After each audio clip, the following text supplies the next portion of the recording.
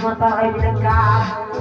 Tuwa kaya naman, hindi yan pinagkako. Wala akong makikita, wala akong sayangin, sisigawan. Ayun po na nakaupo. Bukan nyo naman po ngayon.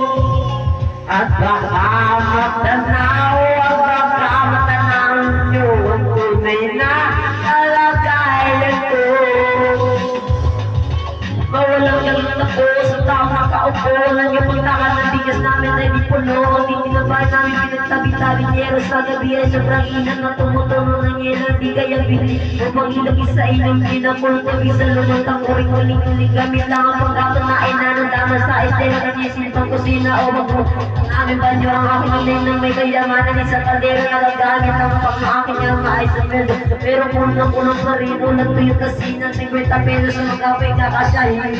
Di ko alam kung talaga marami araw o matakas na ang bako doon ang ulog-ulaman naman po ay sa dami na meron yung walang bako na mapapal na ng mata niya. Kaya Oh my God! Wow! Oh my God!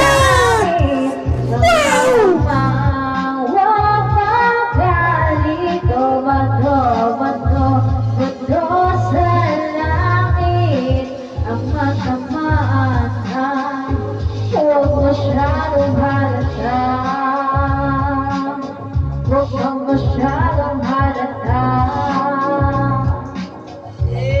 Huwag kang masyadong halata. Huwag kang masyadong halata.